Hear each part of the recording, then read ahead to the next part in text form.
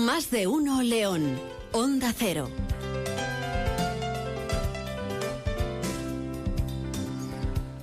Desde luego, una de las charlas más esperadas aquí a lo largo de la semana en nuestro tiempo de radio, nuestro Más de uno León, en la sintonía de Onda Cero, es la que mantenemos en miércoles alternos con nuestro colaborador en este gabinete dedicado a la psicología y a la sexualidad, que ya estamos abriendo una semana más. Nos estamos refiriendo, como no, a Miguel Ángel Cueto, uno de los grandes psicólogos que tenemos sin duda alguna aquí en nuestra ciudad. Dirige Cepteco, que es un centro de referencia absolutamente en el mundo de la psicología en León, ese centro psicológico de terapia de conducta que está en la Plaza Cortes Leonesas número 9, en el sexto derecha. Les voy a recordar su teléfono: 987 26 15 62. Su web es cepteco.com y mucho se está hablando durante todas estas semanas de confinamiento, de estado de alarma, de nuestra salud mental. Por eso les digo que es una de las charlas que siempre esperamos con más ganas. Vamos a saludar ya a nuestro colaborador en esta sección fija de nuestro programa. ¿Cómo estás, Miguel Ángel? Muy buenos días. Hola, buenos días. Encantado otra vez de poder estar ahí con la audiencia y con vosotros. Aunque sea vía telepática. Desde luego.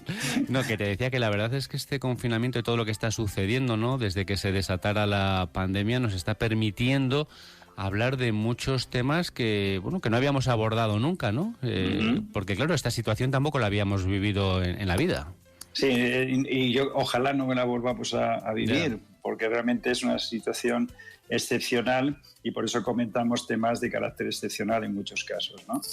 Exactamente, y muchos seguiremos hablando en las próximas semanas, tanto del confinamiento como de la desescalada, como de cómo nos vamos acostumbrando a esa nueva normalidad, a esa nueva manera de relacionarnos con los demás. También nos estamos relacionando, y pienso yo, de una manera muy especial con nosotros mismos. Hemos tenido mucho tiempo para pensar estas semanas, Miguel Ángel. Sí, la verdad es que sí, porque con las personas con las que convivimos hemos tenido que soportar, mejorar, disfrutar y pasar un poco el tiempo de la mejor manera posible. Bueno, pues mira, ya estás abriendo un poco el camino del tema que vamos a abordar hoy contigo. Lo hemos bautizado como comunicarse bajo presión, porque, bueno, ya lo hemos comentado en alguna ocasión, ¿verdad?, que habrá casas para todo, ¿no? Habrá casas, me refiero, domicilios donde la convivencia pues haya mejorado con respecto a lo que sucedía antes, donde haya empeorado, donde haya habido momentos buenos, momentos malos. En fin, de hecho, ya hace unas semanas comentábamos algunas claves para una comunicación exitosa, ¿no?, en momentos de presión como en los que nos encontramos. Vamos a recordar un poquito, Miguel Ángel, cuáles eran las características principales. Sí, hablamos en primer lugar que consiste en intentar validar los sentimientos y las quejas de las otras personas cercanas con las que convivimos, ¿no? Sin minusvalorarles con frases de eso, no pienses sobre ello, ya está, no es tan importante, no sufras, porque realmente la gente tiene derecho a expresar sus emociones y es bueno validarlas. Y también la mayoría de las veces alguien que se queja entiende que la otra persona no tiene tampoco una varita mágica para solucionar los problemas de uno mismo, ¿no? Pero tenemos que reconocer la importancia que tiene muchas veces de carácter terapéutico, incluso el simple hecho de desahogarse. Y hay que aceptar también que la otra persona no tenga percepciones de control, a veces sobre sus emociones. Frases exitosas en este sentido sería algo como: es normal que te sientas estresado, incómodo, molesto. Esta es una situación nueva para la que nadie nos ha preparado y hay que entender o valorar determinadas situaciones que uno tiene de frustración, de miedo, de ansiedad, de angustia o de tristeza, que en ocasiones también podemos tener todos, ¿no? Y sobre todo ser más empáticos que nunca. Podemos estar mal, atravesando un mal momento, durante todos estos días pues nos habrán sucedido muchas cosas, hemos tenido que lidiar con esas emociones negativas y lo seguimos haciendo. Y digo lo de la empatía porque hay que pensar, bueno, yo estoy mal, si ese es el caso, pero a lo mejor el que tengo al lado, mi mujer, mi marido, mi hijo, mi suegro, pues también tienen mal día o también lo está pasando mal, ¿no? Sí, porque no podemos estar siempre de manera lineal, tenemos cambios emocionales en función de molestias físicas, de no poder hacer ejercicio como hemos estado bastante tiempo, de poder no andar o no movernos de casa, tener una vida más sedentaria. Y ese aislamiento social, yo como a veces digo, produce monstruos y esas imágenes que muchas veces nos hacen sufrir, ¿no?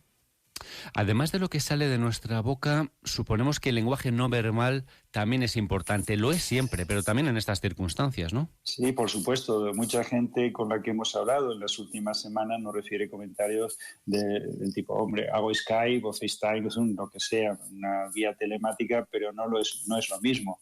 Lógicamente, ese no es lo mismo, obviamente se refiere a no tener el contacto directo, los olores, el contacto físico, las caricias, los abrazos, etcétera, ¿no?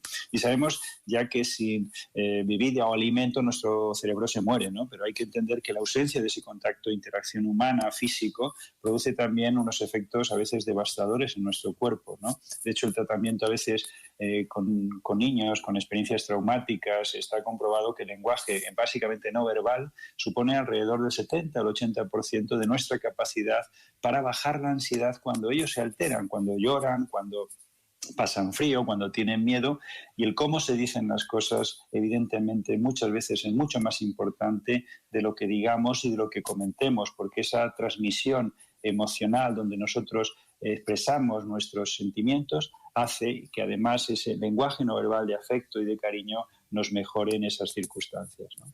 Me gusta el tema del lenguaje no verbal. Si me permites, Miguel Ángel, vamos a detenernos un poquito en él. Estamos hablando, no solamente es lo que decimos, estamos hablando de comunicarse bajo presión, sino también de ese lenguaje no verbal. Y aquí entran, pues por ejemplo, las miradas, los gestos que hacemos con las manos, la posición del cuerpo, ¿no? Todo eso transmite... Pues, la sonrisa, todo. La sonrisa, claro. La todo eso puede distancia que tenemos y todo ello. Sí, lo has dicho muy bien, sí. Exacto, sí, todo eso transmite. Igual pues, que puedes transmitir buen rollo, pues también pues puedes trasladar a la otra persona esa tensión, enfado, en fin. Por eso te pregunto, ¿no? Y quería que subrayáramos un poquito esto. ¿Por qué es tan importante entonces ese lenguaje no verbal en esa comunicación? Por ejemplo, imagínate un momento de nerviosismo. Cuando uno está ansioso o nervioso, la capacidad de razonamiento y abstracción, regulada por la mayoría de la corteza cerebral, se reducen por los mecanismos denominados el bottom-up, de las zonas más profundas de nuestro cerebro y más dadas a funcionar con emociones más dicotómicas de blanco y negro. Por ello, intentar razonar de una manera lógica a nivel verbal con alguien que ya está muy alterado suele dar muy malos resultados, es decir, da pocos frutos. Son estrategias más conductuales, como a veces salir de la habitación hasta que la persona se calme, intentar bajar el volumen de voz cuando esa persona nos grita, y normalmente ser poco invasivo sería lo más adecuado, es decir, porque si no provocaríamos en muchas ocasiones una escalada que puede dar lugar a una mayor angustia, una mayor preocupación, un mayor miedo y una mayor situación de incomodidad que podríamos generar en la otra persona.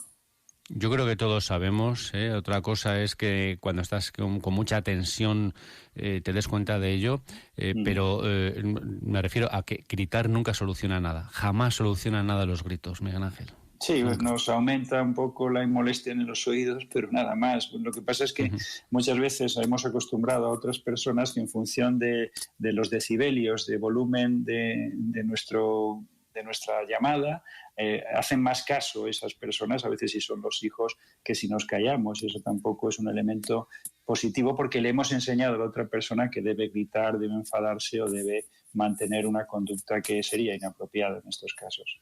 Claro, y si en una discusión no solamente grita uno, sino que gritan todos, pues ahí poco podemos solucionar, la verdad. Mejor no hacer la escalada, pararlo un momentito y reflexionar sobre ello, nada más. Déjame que te pregunte, Miguel Ángel, y si no nos tranquilizamos porque estamos de los nervios total, entramos en barrena, si no nos tranquilizamos o hacemos o decimos algo de lo que seguro que después nos vamos a arrepentir, ¿qué es lo que podemos hacer? Pues bueno, hay que tener primero en cuenta que somos humanos, somos torpes, somos estúpidos, cometemos errores, que es parte de nuestra experiencia de cada día, ¿no?